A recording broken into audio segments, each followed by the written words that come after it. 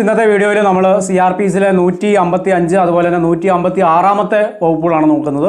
അതായത് രണ്ട് വകുപ്പുകളാണ് നമ്മൾ ഇന്നത്തെ വീഡിയോയിൽ ഡിസ്കസ് ചെയ്യുന്നത്.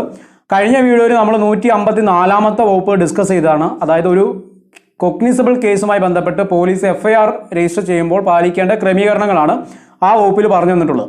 അപ്പോൾ ആ വീഡിയോ കാണാത്ത ആളുകളുണ്ടെങ്കിൽ അതല്ലെങ്കിൽ ക്രിമിനൽ പ്രൊസീജിയർ കോഡുമായി ബന്ധപ്പെട്ടിട്ടുള്ള മറ്റു വീഡിയോസ് കാണുന്നതിനായിട്ട് ചാനലിൻ്റെ പ്ലേലിസ്റ്റിൽ പോയി കഴിഞ്ഞാൽ നിങ്ങൾക്ക് ആ CRPCയിൽ ആ ഓർഡറിൽ ചെയ്തിട്ടുള്ള വീഡിയോസ് എല്ലാം തന്നെ അവിടെ കാണാൻ സാധിക്കുന്നതാണ്. അപ്പോൾ നമ്മൾ നേരെ 155 വകുപ്പിലാണ് വരുന്നത്. അപ്പോൾ ഇവിടെ പറഞ്ഞു തരുന്നത് ഒരു നോൺ കൊഗ്നിസബിൾ കേസുമായി ബന്ധപ്പെട്ട് പോലീസ് ഇൻവെസ്റ്റിഗേഷൻ നടത്തേണ്ട കാര്യങ്ങളാണ് ഈ ഒരു വകുപ്പിൽ പറയുന്നത്. നമുക്കറിയാം ഒഫൻസ് രണ്ട് കാറ്റഗറി ആയിട്ടാണ് തിരിച്ചിട്ടുള്ളത്, കൊഗ്നിസബിൾ ഒഫൻസും നോൺ കൊഗ്നിസബിൾ ഒഫൻസും. കൊഗ്നിസബിൾ ഒഫൻസ് എന്ന് പറഞ്ഞു കഴിഞ്ഞാൽ പോലീസിന് മജിസ്ട്രേറ്റിൻ്റെ വാറണ്ട് ഇല്ലാതെ തന്നെ ആ കേസ് ഇൻവെസ്റ്റിഗേഷൻ നടത്താൻ സാധിക്കും, അത് നടത്തിയ പ്രതിയെ അറസ്റ്റ് ചെയ്യാൻ സാധിക്കും. എന്നാൽ നോൺ കൊഗ്നിസബിൾ കേസിലേക്ക് വന്നു കഴിഞ്ഞാൽ അത്തരം കുറ്റകൃത്യങ്ങൾ നടത്തിയ പ്രതിയെ പോലീസിന് മജിസ്ട്രേറ്റിൻ്റെ വാറണ്ട് ഇല്ലാതെ അറസ്റ്റ് ചെയ്യാൻ സാധിക്കില്ല. അത്തരം കേസുകൾ മജിസ്ട്രേറ്റിൻ്റെ ഓർഡർ ഇല്ലാതെ ഇൻവെസ്റ്റിഗേഷൻ നടത്താനും സാധിക്കില്ല എന്നുള്ള കാര്യം നമ്മൾ മനസ്സിലാക്കാം. അപ്പോൾ ഈ ഒരു ഭാഗത്തെല്ലാം ഉപയോഗിച്ചിട്ടുള്ള വാക്കുകൾ, രണ്ട് വാക്കുകളാണ് പ്രധാനമായിട്ട് ഉപയോഗിച്ചിട്ടുള്ളത്. ചില സ്ഥലത്ത് കൊഗ്നിസബിൾ കേസ് എന്ന് പറയുന്നുണ്ട്, ചില സ്ഥലത്ത് കൊഗ്നിസബിൾ ഒഫൻസ് എന്ന് പറയുന്നുണ്ട്. അപ്പോൾ എന്താണ് ഈ കേസും ഒഫൻസും തമ്മിലുള്ള വ്യത്യാസം? അപ്പോൾ CRPCയിലെ രണ്ടാമത്തെ വകുപ്പിൻ്റെ N ക്ലോസിലാണ് ഈ ഒഫൻസിൻ്റെ നിർവചനം നമുക്ക് തന്നിട്ടുള്ളത്. അതായത് ഏതെങ്കിലും തരത്തിലുള്ള ആക്ഷനോ ഒമിഷനോ ഒരു വ്യക്തിയുടെ ഭാഗത്തുനിന്നുണ്ടാവുകയും നിയമവിരുദ്ധമായി അത് മറ്റൊരാൾക്ക് ഡാമേജ് ഉണ്ടാക്കുകയും ചെയ്യുമ്പോഴാണ് അതൊരു ഒഫൻസ് എന്ന് പറഞ്ഞ ഒരു നിർവചനത്തിൻ്റെ പരിധിയിലേക്ക് കൊണ്ടുവരിക. അപ്പോൾ എന്താണ് ഒഫൻസ്? ആ ഒരു കുറ്റകൃത്യത്തിൻ്റെ നിർവചനം അത് IPCയിൽ നമുക്ക് 40 വകുപ്പിൽ നമുക്ക് പറഞ്ഞു തരുന്നുണ്ട് ഈ ഒഫൻസിൻ്റെ നിർവചനം എന്താണെന്നുള്ളത്. ഇനി കേസ് എന്താണ്? ഒരു കുറ്റകൃത്യം നടന്നതിന് ശേഷം ആ കുറ്റകൃത്യവുമായി ബന്ധപ്പെട്ട് പോലീസ് ഇൻവെസ്റ്റിഗേഷൻ നടപടിയിലേക്ക് കടക്കുന്നതോടുകൂടി അവിടെ ആ കേസ് സ്റ്റാർട്ട് ചെയ്യണം. പിന്നെ പറയുന്നത് എന്താണ്? ആ കൊഗ്നിസബിൾ കേസിന് മുകളിലുള്ള ഇൻവെസ്റ്റിഗേഷൻ, കോടതി എൻക്വയറി നടത്തുകയാണെങ്കിൽ ആ ഒരു കൊഗ്നിസബിൾ കേസിന്മേലുള്ള കോടതി നടത്തുന്ന എൻക്വയറി പിന്നീട് അത് കേസ് എന്ന് പറയുന്ന ഒരു ഫോർമേഷനിലേക്ക് വരികയാണ്. അപ്പോൾ ആദ്യം ഒരു ഒഫൻസ്, ആ ഒഫൻസ് ജനറേറ്റ് ചെയ്ത് കഴിഞ്ഞാൽ പിന്നീട് പോലീസ് ഇൻവെസ്റ്റിഗേഷൻ നടപടിയിലേക്ക് കടക്കുന്നതോടുകൂടി അതൊരു കേസായിട്ട് മാറുകയാണ്. അപ്പോൾ പല ഭാഗത്തും ഈ കൊഗ്നിസബിൾ കേസ് അല്ലെങ്കിൽ കൊഗ്നിസബിൾ ഒഫൻസ് എന്നൊക്കെ പറയുമ്പോൾ അത് തമ്മിലുള്ള വ്യത്യാസം എന്താണെന്ന് നമ്മൾ ബേസിക് ആയിട്ട് തന്നെ മനസ്സിലാക്കി വെക്കുക. അപ്പോൾ 154 വകുപ്പിൽ ഒരു കൊഗ്നിസബിൾ ഒഫൻസുമായി ബന്ധപ്പെട്ട് ഒരു ഇൻഫർമേഷൻ പോലീസിന് കിട്ടിക്കഴിഞ്ഞാൽ പോലീസ് എങ്ങനെയാണ് നടപടികൾ സ്വീകരിക്കേണ്ടത് 154 വകുപ്പിൽ പറയുന്നു. 155 വകുപ്പിൽ പറയുന്നത് ഒരു നോൺ കൊഗ്നിസബിൾ കേസുമായി ബന്ധപ്പെട്ടിട്ടാണ് പോലീസിന് ഇത്തരത്തിലൊരു പരാതി ലഭിക്കുന്നതെങ്കിൽ പോലീസ് എങ്ങനെ പ്രവർത്തിക്കണം? പോലീസിൻ്റെ മുമ്പിലേക്ക് ഒരു പരാതി വരുമ്പോൾ പോലീസ് ആദ്യം പരിശോധിക്കേണ്ടത് എന്താണ്? ഈ കുറ്റകൃത്യം കൊഗ്നിസബിൾ നേച്ചർ ഉള്ളതാണോ നോൺ കൊഗ്നിസബിൾ നേച്ചർ ഉള്ളതാണോ എന്നാണ് ആദ്യം പരിശോധിക്കേണ്ടത്. അത് ആ കുറ്റകൃത്യത്തിൻ്റെ സ്വഭാവമൊക്കെ പരിശോധിച്ച് CRPCയിലെ ഫസ്റ്റ് ഷെഡ്യൂളിൽ പോയി കഴിഞ്ഞാൽ ഇന്ത്യൻ പീനൽ കോഡിലുള്ള ഓരോ കുറ്റത്തിൻ്റെയും ക്ലാസിഫിക്കേഷൻ നമുക്ക് മനസ്സിലാവും. അപ്പോൾ അങ്ങനെയാണോ നിർണ്ണയിക്കുന്നത് കൊഗ്നിസബിൾ ആണോ നോൺ കൊഗ്നിസബിൾ ആണോ എന്നുള്ളത്. അപ്പോൾ ഇങ്ങനെ വന്നിട്ടുള്ള ഒരു പരാതി നോൺ കൊഗ്നിസബിൾ കേസ് ആണെങ്കിൽ ഇവിടെ പറയുന്നത് ആ ഒരു പരാതിയുമായി ബന്ധപ്പെട്ടിട്ടുള്ള കാര്യങ്ങൾ അവിടെയുള്ള ഡയറിയിൽ രേഖപ്പെടുത്തുക.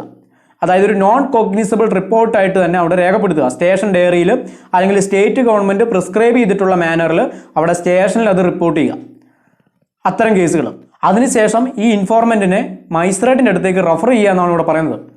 അതായത് ഈ പരാതി തരാൻ വന്ന ആളോട് പറഞ്ഞ് മനസ്സിലാക്കുക, ഇതൊരു നോൺ കൊഗ്നിസബിൾ കേസിലുള്ള ഒഫൻസാണ്, ഇതിൽ പോലീസായ ഞങ്ങൾക്ക് പ്രത്യേകിച്ച് ആക്ഷൻ എടുക്കാൻ സാധിക്കില്ല. അങ്ങനെ ആക്ഷൻ എടുക്കണമെന്നുണ്ടെങ്കിൽ മജിസ്ട്രേറ്റിൻ്റെ ഓർഡർ ഉണ്ടെങ്കിൽ മാത്രമേ ആ കേസ് ഇൻവെസ്റ്റിഗേഷൻ നടത്താൻ സാധിക്കുള്ളൂ. അതുകൊണ്ട് നിങ്ങൾ മജിസ്ട്രേറ്റിൻ്റെ അടുത്ത് ഇതൊരു പരാതിയുമായിട്ട് പോവുക എന്ന് ഇൻഫോർമൻറ്റിനെ പറഞ്ഞറിയിക്കാം.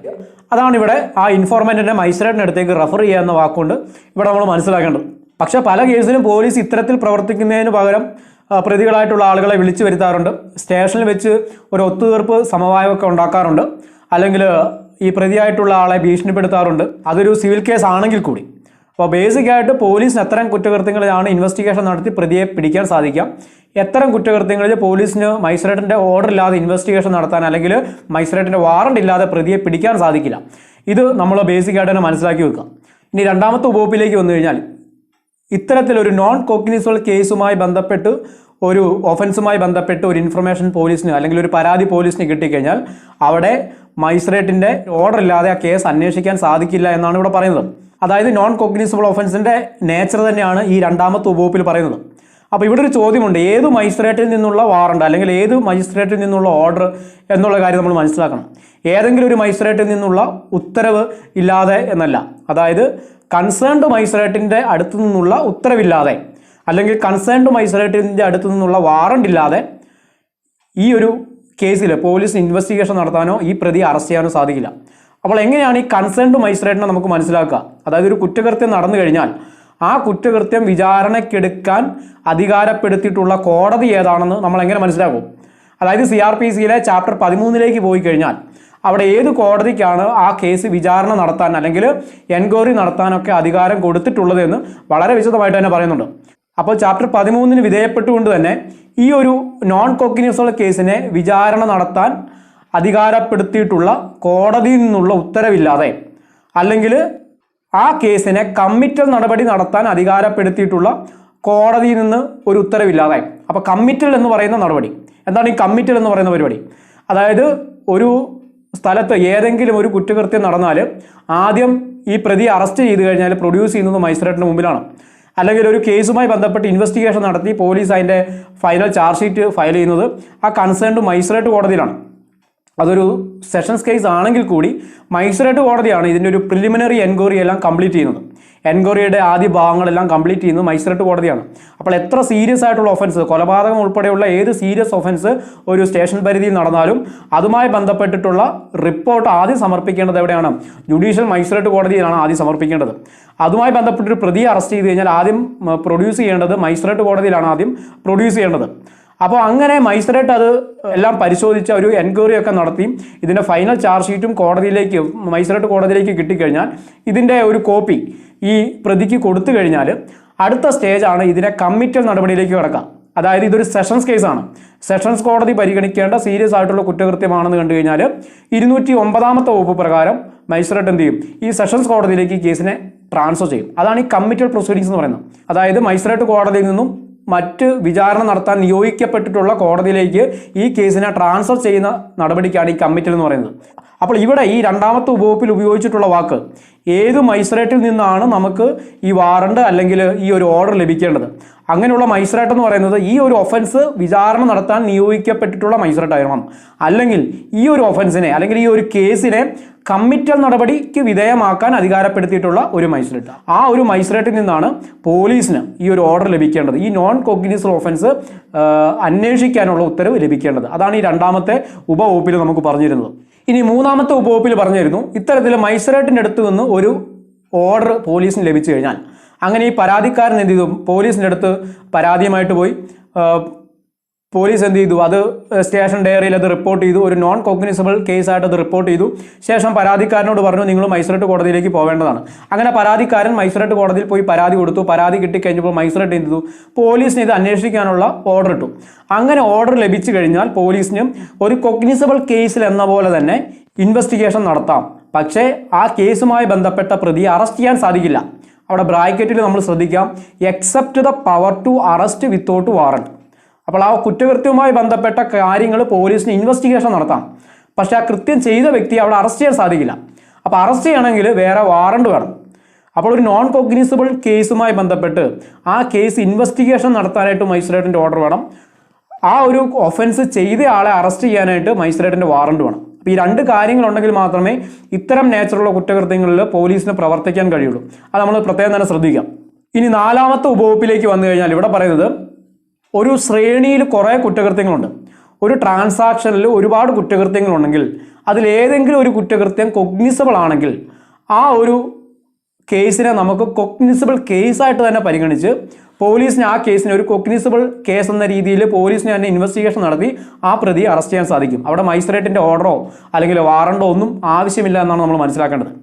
അതായത് ഒരാളൊരു കുറ്റകൃത്യം ചെയ്യാണ്, വീട്ടിലേക്ക് അതിക്രമിച്ച് കടന്നു, വീട്ടിലുണ്ടായിരുന്ന സാധന സാമഗ്രികളെല്ലാം നശിപ്പിച്ചു, വീട്ടിൽ മോഷണം നടത്തി, കൂടാതെ അവിടെ ഉണ്ടായിരുന്ന ഗ്രഹനാഥനെ കൊലപ്പെടുത്തി. അങ്ങനെ ഒരു ഒഫൻസിൻ്റെ ഭാഗമായിട്ട് ആ ഒരു ട്രാൻസാക്ഷനിൽ അയാൾ ഒരുപാട് കുറ്റകൃത്യങ്ങൾ ചെയ്തു. ആ ഒരുപാട് കുറ്റകൃത്യങ്ങൾ എല്ലാ വകുപ്പുകളും ഓരോന്നോരോന്നായിട്ട് പരിഗണിക്കുമ്പോൾ അതിൽ ചിലതൊക്കെ നോൺ കൊഗ്നിസബിൾ ആണ്.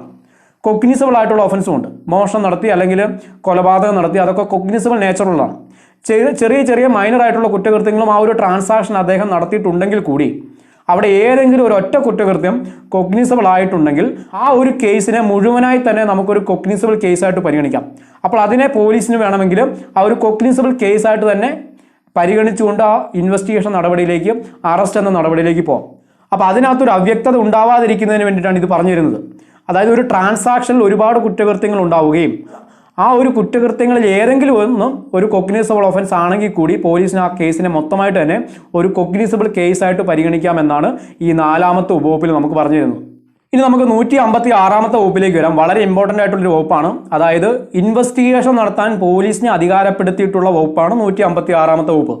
അപ്പോൾ ഇൻവെസ്റ്റിഗേഷൻ്റെ നിർവചനം CRPCയിൽ എവിടെയാണ് പറയുന്നത്? 2ാമത്തെ വകുപ്പിൻ്റെ H ക്ലോസിലാണ് ഇൻവെസ്റ്റിഗേഷൻ നടപടിയെക്കുറിച്ച് പറഞ്ഞിരുന്നത്. എന്താണ് ഇൻവെസ്റ്റിഗേഷൻ? അതായത് തെളിവെടുപ്പിൻ്റെ ഭാഗമായിട്ട് പോലീസ് അല്ലെങ്കിൽ ആരെങ്കിലും നടത്തുന്ന എല്ലാ നടപടിക്രമങ്ങളെയും നമുക്ക് ഇൻവെസ്റ്റിഗേഷൻ എന്ന് പറയുന്ന ആ ഒരു നിർവചനത്തിൻ്റെ പരിധിയിലേക്ക് കൊണ്ടുവരാം. അതാണ് 2ാമത്തെ വകുപ്പിൻ്റെ H ക്ലോസിൽ നമുക്ക് കാണിച്ചിരുന്നത്. അപ്പോൾ ഇത്തരത്തിൽ ഇൻവെസ്റ്റിഗേഷൻ നടത്തുന്നത് പരിപൂർണമായിട്ട് പോലീസിൻ്റെ അധികാര പരിധിയിൽപ്പെട്ട കാര്യമാണ്. എന്നാൽ എൻക്വയറിയും ട്രയലും നടത്തുന്ന ആരാണ്? എൻക്വയറിയും ട്രയലും നടത്തുന്നത് മജിസ്ട്രേറ്റാണ്.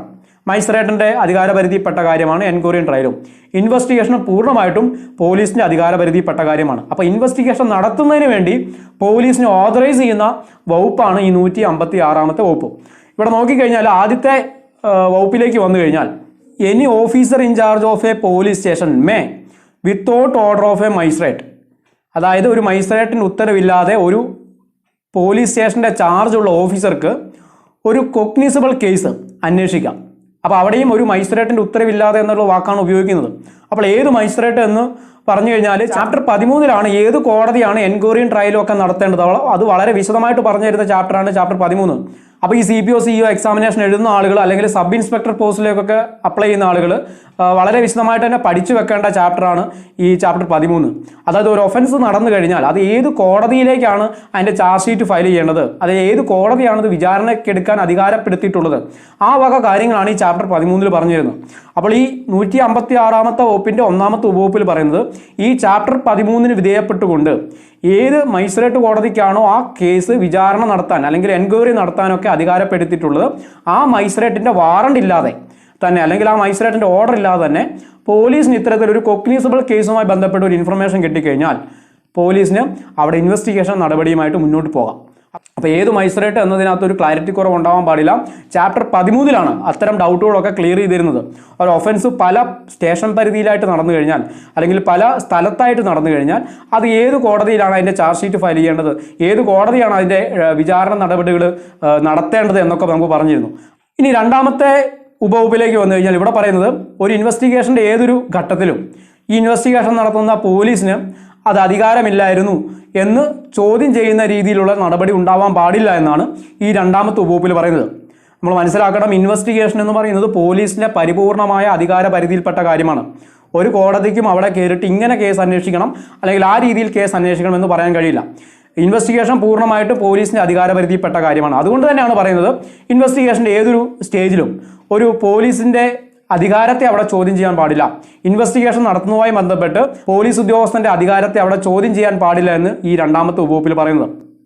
പക്ഷേ നമ്മൾ മനസ്സിലാക്കുക, ഏതെങ്കിലും പക്ഷപാതപരമായ രീതിയിൽ കേസ് ഇൻവെസ്റ്റിഗേഷൻ നടത്തുക അല്ലെങ്കിൽ പ്രതികളെ സംരക്ഷിക്കുന്ന രീതിയിലുള്ള ഇൻവെസ്റ്റിഗേഷൻ നടത്തുക അല്ലെങ്കിൽ ആരുടെയെങ്കിലും താല്പര്യങ്ങൾക്ക് വേണ്ടി മാത്രം ഒരു കേസ് അന്വേഷണമൊക്കെ നടത്തുകയാണ് എന്ന് കോടതിയുടെ വിലയിരുത്തലിൽ മനസ്സിലാക്കി കഴിഞ്ഞാൽ CRPCയിലെ 482ാമത്തെ വകുപ്പ് പ്രകാരം ഹൈക്കോടതിക്ക് ആ ഇൻവെസ്റ്റിഗേഷൻ റദ്ദ് ചെയ്യാനുള്ള ഒരു അധികാരമുണ്ട്.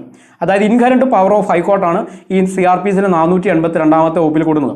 അതുപോലെ തന്നെ ഹൈക്കോടതിക്ക് ഈ പോലീസ് ഇട്ട FIR ക്വാഷ് ചെയ്യാനുള്ള ഒരു അധികാരമുണ്ട്. അതും 482ാമത്തെ വകുപ്പ് പ്രകാരമാണ് ഹൈക്കോടതി പ്രവർത്തിക്കുന്നത്. അപ്പോൾ ഇൻവെസ്റ്റിഗേഷൻ അകത്ത് പോലീസ് എങ്ങനെ പ്രവർത്തിക്കണമെന്ന് കോടതിക്ക് പറയാൻ കഴിയില്ല എന്നുണ്ടെങ്കിലും ഇൻവെസ്റ്റിഗേഷൻ ഒരു ആർബിട്രറി മാനറിലാണ് പോലീസ് നടത്തിയിട്ടുള്ളത് എന്നുണ്ടെങ്കിൽ ആ ഇൻവെസ്റ്റിഗേഷനെ റദ്ദ് ചെയ്യാനുള്ള ഒരു അധികാരം കോടതിക്കുണ്ട്. അതുപോലെ തന്നെ അടുത്ത വകുപ്പിലേക്ക് വന്നു കഴിഞ്ഞാൽ ഇൻവെസ്റ്റിഗേഷന് ഓർഡർ ഇടാനുള്ള അധികാരവും കോടതികൾക്കുണ്ട്. അതാണ് 156ന്റെ 3ാമത്തെ വകുപ്പിലേക്ക് വരുന്നത്. ആ വകുപ്പിലേക്ക് നോക്കിക്കഴിഞ്ഞാൽ ഇവിടെ പറയുന്നു any magistrate empowered under section 190 190ാമത്തെ വകുപ്പ് പ്രകാരം may order such an investigation as above mention. മുകളിൽ പറഞ്ഞ പ്രകാരമുള്ള ഇൻവെസ്റ്റിഗേഷൻ പോലീസിനോട് നടത്തുന്നതിന് വേണ്ടിയിട്ട് മജിസ്ട്രേറ്റിന് ഓർഡർ ഇടാം.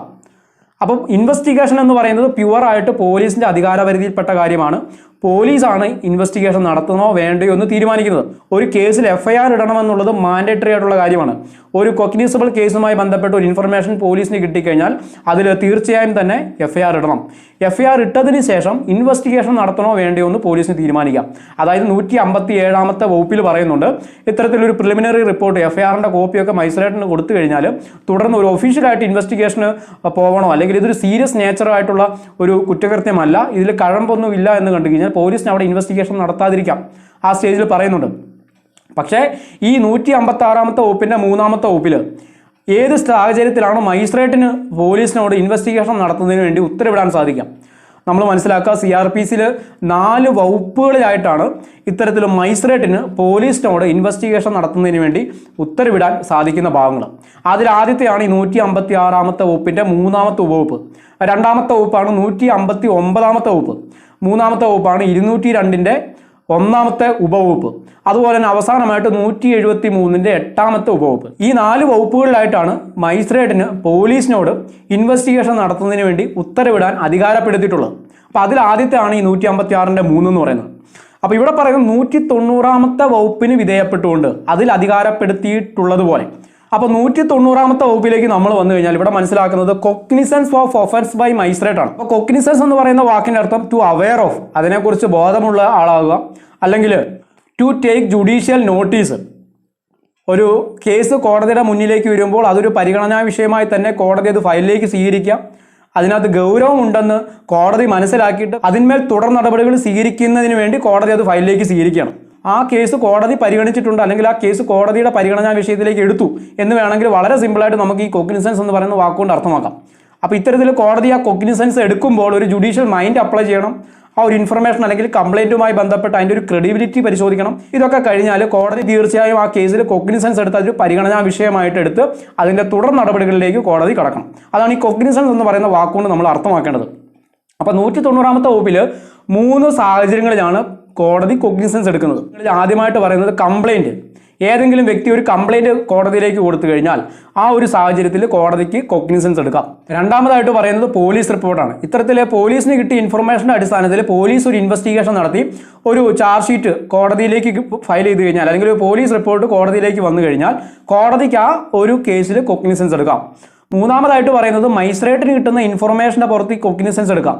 അതായത് പോലീസിൽ നിന്നല്ലാതെ മറ്റാരിൽ നിന്നെങ്കിലും മജിസ്ട്രേറ്റിന് കിട്ടുന്ന ഒരു ഇൻഫർമേഷൻ്റെ പുറത്ത് മജിസ്ട്രേറ്റിന് അവിടെ കൊഗ്നിസൻസ് എടുക്കാം. അപ്പോൾ 3 സാഹചര്യങ്ങളിലാണ് മജിസ്ട്രേറ്റ് കൊഗ്നിസൻസ് എടുക്കുന്നതിനെ കുറിച്ച് 190-ാമത്തെ വകുപ്പിൽ പറയുന്നത്.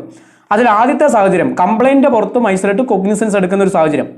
അതായത് നമ്മൾ ആദ്യമേ നോക്കിയതാണ് ഈ 154-ാമത്തെ വകുപ്പിൽ. അതായത് പോലീസിൻ്റെ അടുത്ത് ഒരു പരാതിയുമായിട്ട് പോയി കഴിഞ്ഞപ്പോൾ പോലീസ് അത് കൊഗ്നിസബിൾ കേസ് ആയിരുന്നിട്ട് കൂടി പോലീസ് അത് FIR ഇട്ടില്ല, അല്ലെങ്കിൽ ഇൻവെസ്റ്റിഗേഷൻ നടത്തിയില്ല.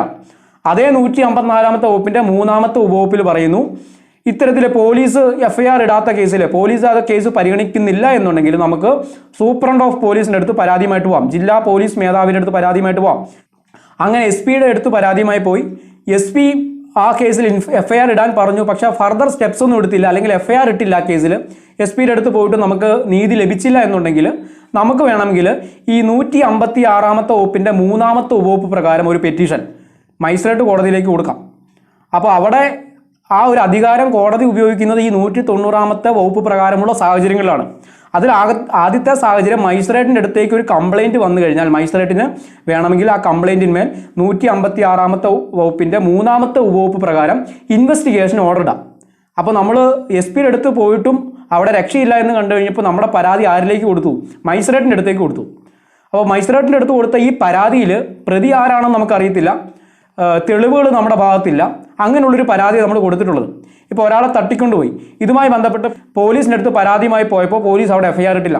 SP-യുടെ അടുത്ത് പോയിട്ടും കാര്യമായിട്ടുള്ള ഗുണമൊന്നുമില്ല എന്ന് കണ്ടു. നമ്മൾ ഈ പരാതി മജിസ്ട്രേറ്റിന് കൊടുത്തു. അതായത് 156-ാമത്തെ വകുപ്പിൻ്റെ 3-ാമത്തെ ഉപവകുപ്പ് പ്രകാരം പോലീസിനോട് ഇൻവെസ്റ്റിഗേഷൻ നടത്താനായിട്ട് മജിസ്ട്രേറ്റ് ഉത്തരവിടണം. അതിനു വേണ്ടിയിട്ടാണ് ഈ പെറ്റീഷൻ കൊടുത്തിട്ടുള്ളത്. അപ്പോൾ ഈ ഒരു പരാതിയുടെ പ്രത്യേകത എന്ന് പറഞ്ഞു കഴിഞ്ഞാൽ ഈ ഒരു കംപ്ലൈൻറ്റ് അവിടെ പൂർണ്ണമല്ല. അതായത് പ്രതി ആരാണെന്ന് അറിയത്തില്ല, ഈ പരാതിക്കാരൻ്റെ കയ്യിൽ തെളിവുകളോ കാര്യങ്ങളോ ഒന്നുമില്ല, ഇങ്ങനൊരു പരാതി മാത്രമേ ഉള്ളൂ. അപ്പോൾ ഇതൊരു ഇൻവെസ്റ്റിഗേഷൻ നടത്തി എവിഡൻസ് ഒക്കെ കണ്ടുപിടിച്ച് ഈ പ്രതിയെ അറസ്റ്റ് ചെയ്തെങ്കിൽ മാത്രമേ ഫർദർ നടപടിയിലേക്ക് പോകാൻ സാധിക്കുള്ളൂ. ആ ഒരു സാഹചര്യത്തിൽ കോടതിക്ക് 156(3) പ്രകാരം പോലീസിനോട് ഇൻവെസ്റ്റിഗേഷന് വേണ്ടി ഉത്തരവിടാം. അപ്പോൾ നമ്മൾ ഫയൽ ചെയ്യുന്ന പെറ്റീഷൻ എന്ന് പറയുന്നത് 156-ാമത്തെ വകുപ്പിൻ്റെ 3-ാമത്തെ ഉപവകുപ്പ് പ്രകാരമുള്ള പെറ്റീഷനാണ്. അതായത് പോലീസ് കേസെടുക്കാത്ത ഒരു സാഹചര്യത്തിൽ ഒരു പരാതി മജിസ്ട്രേറ്റിൻ്റെ അടുത്ത് കൊടുത്തു, മജിസ്ട്രേറ്റിനെ കൊണ്ട് ഓർഡർ ഇടിയിക്കാനുള്ളൊരു പെറ്റീഷനാണ് നമ്മൾ ഈ ഒരു സാഹചര്യത്തിൽ ഫയൽ ചെയ്യുന്നത്. കംപ്ലൈൻ്റ് എന്ന് പറയുന്നത് ഒരു ഇൻവെസ്റ്റിഗേഷൻ നടത്തേണ്ട കംപ്ലൈൻറ്റുമുണ്ട്, ഇൻവെസ്റ്റിഗേഷൻ്റെ ആവശ്യമില്ലാത്ത കംപ്ലൈൻറ്റുകളുമുണ്ട്. ഇപ്പോൾ ഇൻവെസ്റ്റിഗേഷൻ ആവശ്യമില്ലാത്ത കംപ്ലൈൻറ്റുകൾ ഏതൊക്കെയാണ്? ഒരു കംപ്ലൈൻറ്റ് കൊടുത്തു, ഈ പരാതിക്കാരൻ്റെ കയ്യിൽ തന്നെ എവിഡൻസ് ഒക്കെ ഉണ്ട്, എല്ലാ തെളിവുകളും ഈ പരാതിയുമായി ബന്ധപ്പെട്ട്, ഈ ഒരു ഒഫൻസുമായി ബന്ധപ്പെട്ട് എല്ലാ തെളിവുകളും പരാതിക്കാരൻ്റെ കയ്യിലുണ്ട്, എന്തെല്ലാം രേഖകളുണ്ടോ അതെല്ലാം ഉണ്ട്, പ്രതി ആരാണെന്ന് ക്ലിയർ ആയിട്ടുള്ള ഐഡന്റിഫിക്കേഷൻ പരാതിക്കാരൻ്റെ കയ്യിലുണ്ട്. അപ്പോൾ പൂർണ്ണമായിട്ടുള്ളൊരു പരാതി 190-ാമത്തെ വകുപ്പിൻ്റെ 1-ാമത്തെ ഉപവകുപ്പിൻ്റെ A ക്ലോസ് പ്രകാരം കോടതിയിലേക്ക് കൊടുത്തു കഴിഞ്ഞാൽ കോടതിക്ക് വേണമെങ്കിൽ അപ്പോൾ തന്നെ കൊഗ്നിസൻസ് എടുത്ത് 200-ാമത്തെ വകുപ്പ് പ്രകാരമുള്ള അനന്തര നടപടിയിലേക്ക് കടക്കാം. അതിന് ഉദാഹരണം നമ്മൾ നോക്കിക്കഴിഞ്ഞാൽ ചെക്ക് കേസൊക്കെ നമ്മൾ കോടതിയിലേക്ക് ഫയൽ ചെയ്യുന്ന 190-ാമത്തെ വകുപ്പിൻ്റെ 1-ാമത്തെ ഉപവകുപ്പിൻ്റെ A ക്ലോസ് പ്രകാരമുള്ള കംപ്ലൈൻ്റാണ് കൊടുക്കുന്നത്. അപ്പോൾ ഒരു ചെക്ക് കേസ് മജിസ്ട്രേറ്റ് കോടതിയിൽ കൊടുക്കുമ്പോൾ അത് ആരുടെ കയ്യിൽ നിന്നാണ് നമ്മൾ ചെക്ക് വാങ്ങിച്ചിട്ടുള്ളത്, എപ്പോഴാണത് ബൗൺസ് ആയതുമായി ബന്ധപ്പെട്ടിട്ടുള്ള തെളിവുകൾ, കാര്യങ്ങൾ, അതുപോലെ തന്നെ പാർട്ടികൾ തമ്മിലുള്ള എഗ്രിമെൻറ്റുകൾ, അങ്ങനെ ഈ ഒരു പരാതിക്കാരൻ്റെ ഈ കേസുമായി ബന്ധപ്പെട്ടിട്ടുള്ള എല്ലാ എവിഡൻസും ഇയാളുടെ കയ്യിലുണ്ട്. അതുപോലെ തന്നെ പ്രതി ആരാണെന്നറിയാം. ഇനി നേരിട്ട് കോടതി കൊഗ്നിസൻസ് എടുത്ത് അനന്തര നടപടിയിലേക്ക് കടന്നാൽ മതി. അപ്പോൾ ആ ഒരു സാഹചര്യത്തിൽ കോടതി കൊഗ്നിസൻസ് എടുത്ത് CRPCയിലെ 200-ാമത്തെ വകുപ്പ് പ്രകാരമുള്ള നടപടിയിലേക്ക് കടക്കും. അതായത് പരാതിക്കാരനെ വിസ്തരിക്കുന്ന ഒരു നടപടി. ഇത്തരത്തിൽ അഫിഡവിറ്റൊക്കെ ചേർത്താണ് കംപ്ലൈൻറ്റ് ഫയൽ ചെയ്തിട്ടുള്ളത് എന്നുണ്ടെങ്കിൽ പരാതിക്കാരനെ വിസ്തരിക്കേണ്ട കാര്യമില്ല. സാക്ഷികളെയൊക്കെ വിസ്തരിച്ച് ഈ 200-ാമത്തെ വകുപ്പ് പ്രകാരമുള്ള പരിപാടികളൊക്കെ കഴിഞ്ഞിട്ട് നേരെ പോകുന്നത് 202-ാമത്തെ വകുപ്പിലേക്കാണ്. 202-ാമത്തെ വകുപ്പിൽ വെച്ച് മജിസ്ട്രേറ്റിന് ആ ഒരു സ്റ്റേജിൽ വേണമെങ്കിൽ ഇൻവെസ്റ്റിഗേഷൻ ഓർഡർ ഇടാം. അതായത് ഇതെല്ലാം നടത്തിയതിനു ശേഷം ഇതിനകത്ത് ചില ക്ലാരിറ്റി കുറവുണ്ട്, സംശയങ്ങൾ കോടതിക്കുണ്ട് എന്നുണ്ടെങ്കിൽ ഒരു ഇൻവെസ്റ്റിഗേഷൻ നടത്തുന്നതിന് വേണ്ടിയിട്ട് 202-ലെ 1-ാമത്തെ ഉപവകുപ്പ് പ്രകാരം കോടതിക്ക് ഇൻവെസ്റ്റിഗേഷൻ നടത്തുന്നതിന് വേണ്ടി ഉത്തരവിടാം. അപ്പോൾ നമ്മൾ മനസ്സിലാക്കേണ്ടത് 156-ാമത്തെ വകുപ്പിൻ്റെ 3-ാമത്തെ ഉപവകുപ്പ് പ്രകാരം കോടതി ഇൻവെസ്റ്റിഗേഷൻ ഉത്തരവിടുന്നത് ഒരു പ്രീ കൊഗ്നിസൻസ് സ്റ്റേജിലാണെന്ന് വേണമെങ്കിൽ നമുക്ക് മനസ്സിലാക്കാം. 202 സബ്സെക്ഷൻ 1 പ്രകാരം മജിസ്ട്രേറ്റ് ഇൻവെസ്റ്റിഗേഷൻ ഉത്തരവിടുന്നത് ഒരു പോസ്റ്റ് കൊഗ്നിസൻസ് സ്റ്റേജാണ്. അത് കൊഗ്നിസൻസ് എടുത്തു കഴിഞ്ഞു, ആ പരാതിമേൽ മജിസ്ട്രേറ്റ് കൊഗ്നിസൻസ് എടുത്തതിൻ്റെ തെളിവാണ് 200 പ്രകാരം ആ പരാതിക്കാരനെ വിസ്തരിച്ചു അല്ലെങ്കിൽ അദ്ദേഹത്തിൻ്റെ അഫിഡവിറ്റൊക്കെ കളക്ട് ചെയ്തിട്ടുള്ളത്. അതിനുശേഷം 202-ന്റെ 1-ാമത്തെ ഉപവകുപ്പ് പ്രകാരം ഇൻവെസ്റ്റിഗേഷൻ ഉത്തരവിട്ടു. അതൊരു പോസ്റ്റ് കൊഗ്നിസൻസ് സ്റ്റേജാണ്. അപ്പോൾ അതുമായി ബന്ധപ്പെട്ടിട്ടുള്ള പ്രധാനപ്പെട്ട ഒരു ജഡ്ജ്മെൻ്റ് ആയിരുന്നു ദേവരപ്പള്ളി ലക്ഷ്മി നാരായണ വിസസ് നാരായണ റെഡ്ഡി എന്ന് പറയുന്നൊരു കേസ്. ഇത് 1976-ലെ ഒരു കേസാണ്. ഈ കേസിലാണ് ഈ ഇൻവെസ്റ്റിഗേഷൻ്റെ ഈ 2 വകുപ്പുകളെ കോടതി കാറ്റഗറി ചെയ്തത്. അതായത് 156-ാമത്തെ വകുപ്പിൻ്റെ 3-ാമത്തെ വകുപ്പ് പ്രകാരം മജിസ്ട്രേറ്റ് പോലീസിനോട് ഇൻവെസ്റ്റിഗേഷൻ നടത്താൻ ഉത്തരവിടുന്നത് ഒരു പ്രീ കൊഗ്നിസൻസ് സ്റ്റേജിലും 202-ാമത്തെ വകുപ്പിൻ്റെ 1-ാമത്തെ വകുപ്പ് പ്രകാരം ഇൻവെസ്റ്റിഗേഷൻ ഉത്തരവിടുന്നത് ഒരു പോസ്റ്റ് കൊഗ്നിസൻസ് സ്റ്റേജിലുമെന്ന് കാറ്റഗറി ചെയ്തത് ഈ ഒരു ജഡ്ജ്മെൻറ്റിലാണ്. ശേഷം 2019 ഒരു കേസ് കൂടി വന്നു. അതായത് വിനുഭായ് ഹരിഭായ് മാൽവിയ വിസ് സ്റ്റേറ്റ് ഓഫ് ഗുജറാത്ത് എന്ന് പറയുന്നൊരു കേസ് 2019. ഈ കേസിൽ ആദ്യത്തെ ഈ കോടതി വിധിയെ ഓവർറൂൾ ചെയ്തു.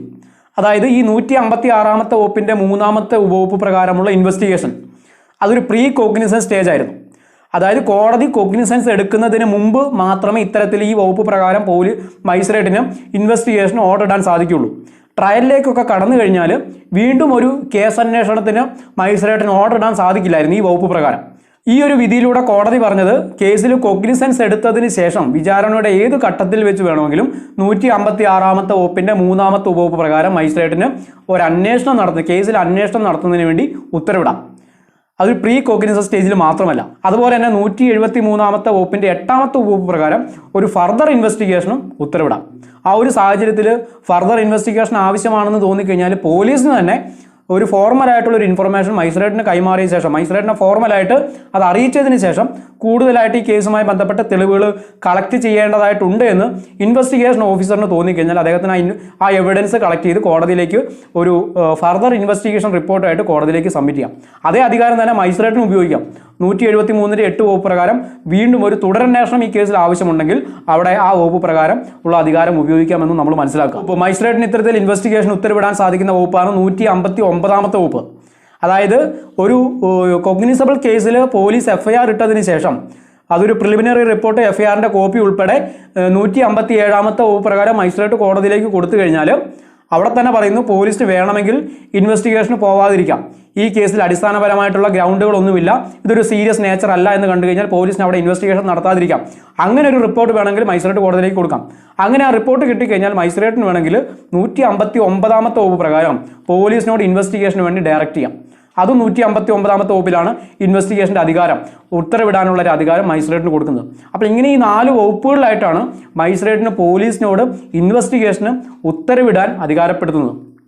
നമ്മൾ മനസ്സിലാക്കുക, ഇൻവെസ്റ്റിഗേഷൻ എന്ന് പറയുന്നത് പ്യുവറായിട്ട് പോലീസിൻ്റെ അധികാര പരിധിയിൽപ്പെട്ട കാര്യമാണ്. ആ ഇൻവെസ്റ്റിഗേഷനകത്ത് കോടതിക്ക് ഇടപെടാൻ കഴിയില്ല എങ്കിൽ കൂടി ഇൻവെസ്റ്റിഗേഷൻ നടത്തുന്നതിന് വേണ്ടിയിട്ട് കോടതിക്ക് ഉത്തരവിടാം. പക്ഷേ പോലീസ് ഏതെങ്കിലും സാഹചര്യത്തിൽ ഒരു ആർബിട്രറി മാനറിൽ കേസ് അന്വേഷണം നടത്തി ഒക്കെ ഉണ്ട് എന്നുണ്ടെങ്കിൽ അത് റദ്ദ് ചെയ്യാനുള്ള അധികാരം 482-ാമത്തെ വകുപ്പിൽ പറയുന്നു. അപ്പോൾ ഇനി നമുക്ക് വകുപ്പിലേക്ക് വരാം. അതായത് 156-ാമത്തെ വകുപ്പിൻ്റെ 3-ാമത്തെ വകുപ്പ്, അവിടെയാണ് നമ്മൾ പറഞ്ഞുകൊണ്ടിരുന്നത്. അപ്പോൾ ഒരു പരാതിക്കാരൻ മജിസ്ട്രേറ്റിനോട് ഈ 156-ന്റെ 3-ാമത്തെ വകുപ്പ് പ്രകാരം ഒരു പെറ്റീഷനാണ് കൊടുക്കുന്നതെന്നുണ്ടെങ്കിൽ അതോടൊപ്പം അഫിഡവിറ്റ് കൂടി ഫയൽ ചെയ്യേണ്ടതുണ്ടോ എന്നൊരു ചോദ്യം ഉണ്ടായിരുന്നു. ഫയൽ ചെയ്യേണ്ട ആവശ്യമുണ്ടോ എന്ന്. അപ്പോൾ അതിൽ 2015 ഒരു case, Priyanka Srivastava is state of UP എന്ന് പറയുന്ന കേസിൽ സുപ്രീം കോടതി പറഞ്ഞു ഇത്തരത്തിൽ 156-ലെ 3 സബ്സെക്ഷൻ പ്രകാരം ഒരു പെറ്റീഷൻ കോടതിയിലേക്ക് കൊടുത്തു കഴിഞ്ഞാൽ അതോടൊപ്പം തന്നെ ഒരു അഫിഡവിറ്റ് കൂടി ഫയൽ ചെയ്യണം, ഒരു സത്യവാങ്മൂലം കൂടി അതോട് അറ്റാച്ച് ചെയ്യണം. അതായത് ഈ പരാതി പറയുന്ന കാര്യങ്ങളെല്ലാം സത്യമാണ് എന്ന് രേഖപ്പെടുത്തുന്ന ഒരു അഫിഡവിറ്റ്. അതെന്തിനാണെന്ന് ചോദിച്ചു കഴിഞ്ഞാൽ പോലീസിനടുത്ത് ഈ പരാതിയുമായിട്ട് പോയിട്ട് പോലീസ് ഇൻവെസ്റ്റിഗേഷൻ നടത്താൻ തയ്യാറാവാത്ത കേസിലാണ് നമ്മൾ ഈ മജിസ്ട്രേറ്റിൻ്റെ അടുത്ത് ഈ പെറ്റീഷൻ കൊടുക്കുന്നത്. അപ്പോൾ ഒരു പക്ഷേ കോടതിയെ തെറ്റിദ്ധരിപ്പിക്കാനോ അല്ലെങ്കിൽ തെറ്റായിട്ടുള്ളൊരു കേസോ ഫയൽ ചെയ്യാനോ ഒരു സാധ്യത മുന്നിൽ കണ്ടിട്ടാണ് ഈ അഫിഡവിറ്റ് കൂടി അതോടൊപ്പം തന്നെ അറ്റാച്ച് ചെയ്യണമെന്ന് പറയുന്നത്. അപ്പോൾ പിന്നീട് ഏതെങ്കിലും ഒരു സാഹചര്യത്തിൽ ഈ പരാതിക്കാരൻ കൊടുത്തിട്ടുള്ള ഒരു കള്ളക്കേസാണ്, കള്ളത്തരത്തിലുള്ള ഒരു അഫിഡവിറ്റാണ് ഇത് ഫയൽ ചെയ്തിട്ടുള്ളത് എന്ന് കോടതിക്ക് പിന്നീട് തെളിഞ്ഞു കഴിഞ്ഞാൽ ഇദ്ദേഹത്തിനെതിരെ തന്നെ ഈ IPC വകുപ്പ് പ്രകാരം കേസെടുക്കാൻ സാധിക്കും. അതായത് കള്ളത്തെളിവുകൾ, കള്ളത്തരത്തിലുള്ള അഫിഡവിറ്റ് കോടതിയിലേക്ക് ഫയൽ ചെയ്തു എന്ന് കാണിച്ച് ഇദ്ദേഹത്തിനെതിരെ ഒരു ക്രിമിനൽ കേസ് IPC പ്രകാരം എടുക്കാൻ സാധിക്കും. അപ്പോൾ അതിനു വേണ്ടിയിട്ടാണ് ഈ 156-ന്റെ 3 സബ്സെക്ഷൻ പ്രകാരം ഒരു പെറ്റീഷൻ മജിസ്ട്രേറ്റ് കോടതിയിലേക്ക് കൊടുക്കുന്നുണ്ടെങ്കിൽ അതോടൊപ്പം തന്നെ അഫിഡവിറ്റ് കൂടി അറ്റാച്ച് ചെയ്യണമെന്ന് ഈ 2015-ലെ ജഡ്ജ്മെന്റിൽ പറഞ്ഞു വന്നിട്ടുള്ളത്. അപ്പോൾ ഇത്രയും കാര്യങ്ങളാണ് നമ്മൾ ഇന്നത്തെ വീഡിയോയിൽ മനസ്സിലാക്കേണ്ടത്. ഒരു നോൺ കോഗ്നിസബിൾ കേസുമായി ബന്ധപ്പെട്ട് ഒരു ഇൻഫർമേഷൻ പോലീസിന് കിട്ടിക്കഴിഞ്ഞാൽ, ഒരു പരാതി കിട്ടിക്കഴിഞ്ഞാൽ പോലീസ് എങ്ങനെ പ്രവർത്തിക്കണം, 155-ാമത്തെ വകുപ്പ്. 156-ാമത്തെ വകുപ്പിൽ ഇത്തരത്തിൽ ഇൻവെസ്റ്റിഗേഷൻ നടത്താൻ പോലീസിനെ പരിപൂർണമായി അധികാരപ്പെടുത്തുന്ന വകുപ്പാണ്. അതുപോലെ തന്നെ മജിസ്ട്രേറ്റിന് ഏതൊക്കെ സാഹചര്യത്തിലാണ് പോലീസിനോട് ഇൻവെസ്റ്റിഗേഷൻ നടത്താൻ വേണ്ടി ഉത്തരവിടാൻ സാധിക്കുക അത് പറഞ്ഞു തരുന്ന വകുപ്പുകൾ ഏതൊക്കെയാണ്. 156-ന്റെ 3-ാമത്തെ വകുപ്പ്, അതുപോലെ തന്നെ 159-ാമത്തെ വകുപ്പ്, 202-ന്റെ 1-ാമത്തെ വകുപ്പ്, കൂടാതെ 173-ന്റെ 8-ാമത്തെ വകുപ്പ്. ഈ 4 വകുപ്പുകളിലായിട്ടാണ് മജിസ്ട്രേറ്റിന് പോലീസിനോട് ഇൻവെസ്റ്റിഗേഷൻ നടത്തുന്നതിന് വേണ്ടി ഉത്തരവിടാൻ സാധിക്കും. ആ ഒരു കാര്യങ്ങൾ കൂടി നമ്മൾ ഇതോടനുബന്ധിച്ച് തന്നെ മനസ്സിലാക്കാനായിട്ട് ശ്രദ്ധിക്കാം.